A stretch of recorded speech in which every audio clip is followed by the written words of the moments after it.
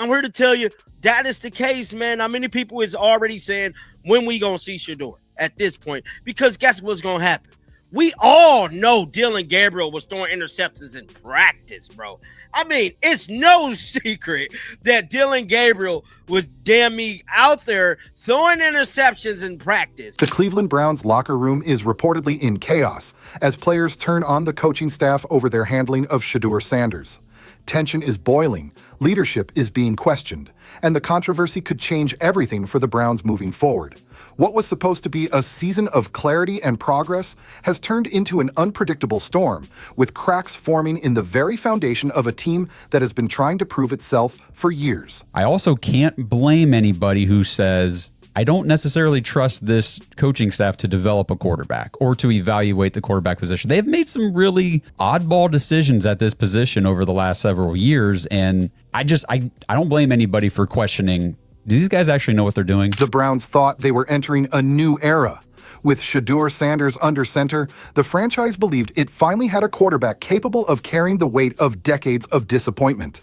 His arrival was hyped as the turning point, a young star with talent, pedigree, and charisma who could lift Cleveland out of mediocrity.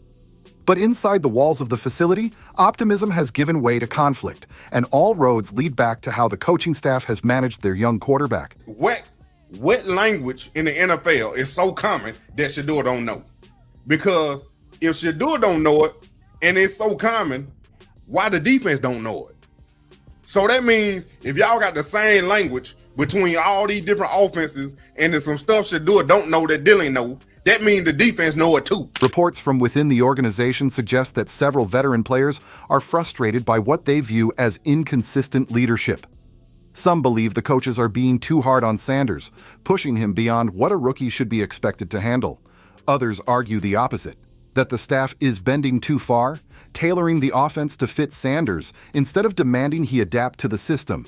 This divide has created an uneasy atmosphere where no one seems to agree on the right path forward. So, Akeem, I don't agree. in Baltimore, one advantage would be if you were the third string, you would become a much more tradable asset as a Raven than as a Brown. So come trade deadline, if somebody got desperate and they said, oh, well, he's been learning from Lamar and Cooper Rush and that organization. Develop. Maybe you could land somewhere where somebody but wanted guys you. like myself. At the center of it all is the question of trust.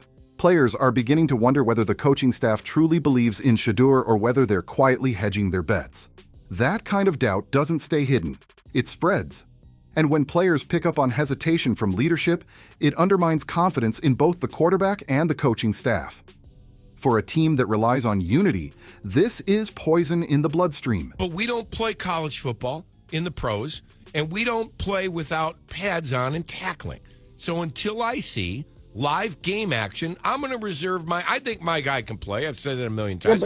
I want to see if Gabriel can play like that too. That's all. I just want to. Well, turn on the Ohio State game and see if you can play. The controversy is particularly damaging because it comes at a time when Cleveland desperately needs stability. The AFC is stacked with powerhouse teams, and any weakness is quickly exposed. The Browns can't afford to spend an entire season sorting out their identity, while rivals like the Chiefs, Bengals, and Ravens are firing on all cylinders.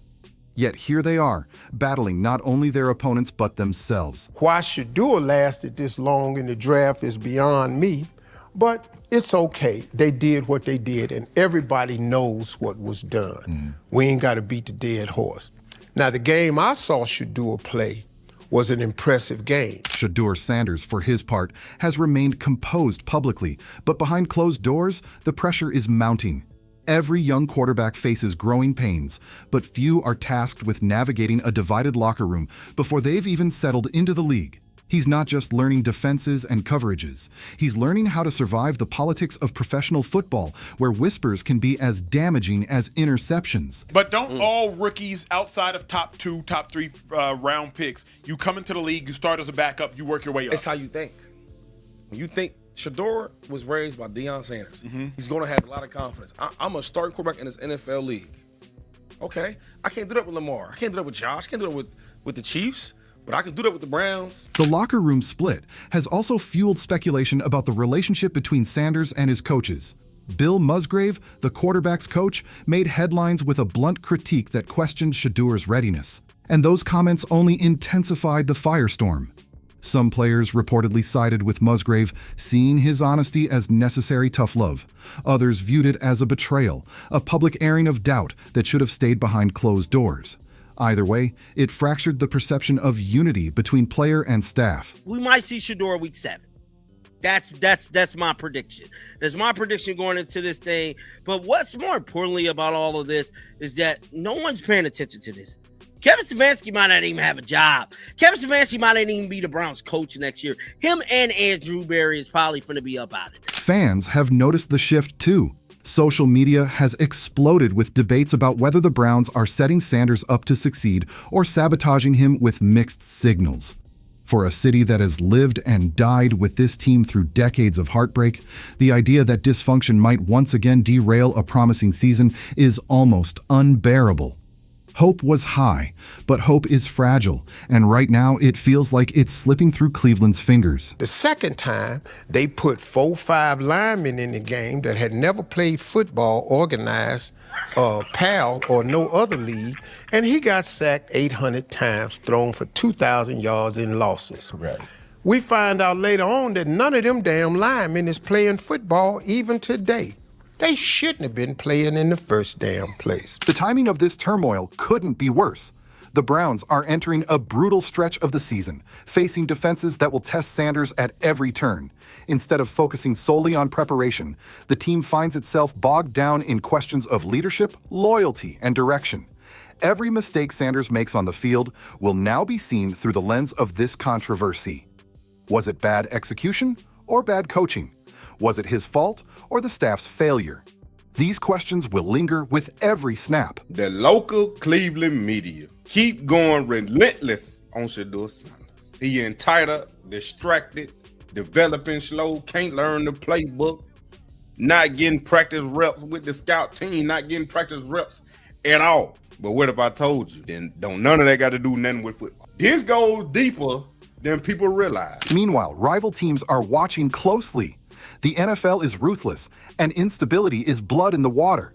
Opponents will look to exploit any weakness, knowing that a fractured locker room is more vulnerable than any defensive scheme. The Browns aren't just battling external competition.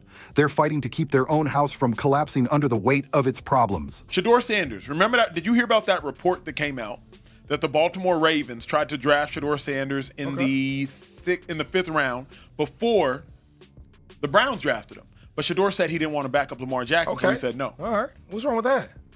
Who want to go to the league and be a backup? I agree. What are we talking about? It's Shedeur, the same guy that we thought was going number 1, number 2, or top. What happens next could define not only Shedeur's career, but the future of the Browns' entire franchise.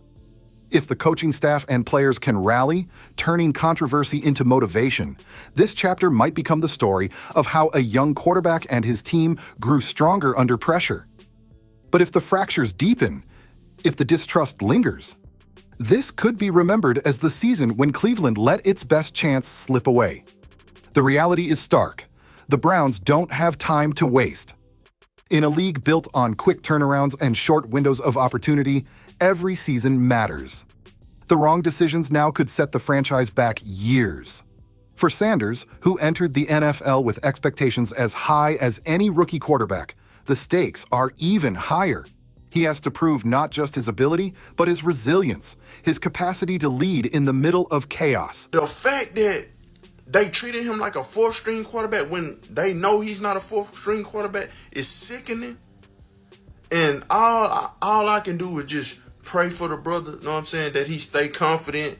Don't let nobody belittle him, you know what I'm saying? Stay grinding, working hard, because his work ethic is there. Leadership is often defined in moments like these. The locker room may be questioning the coaches, but the bigger question is whether Shedeur Sanders can seize control of his team, unite the veterans and young players alike, and shift the narrative. If he can, this controversy may become the spark that ignites his legacy. If he cannot, the Browns could find themselves searching once again for answers in all the wrong places. One thing is certain, the NFL will not look away. Cleveland's turmoil has become a national story, and every move from here on out will be magnified. For the Browns, the spotlight burns hotter than ever. For Sanders, the challenge has never been greater. And for the coaching staff, the margin for error is gone. The future is being written in real time, and chaos may be the author.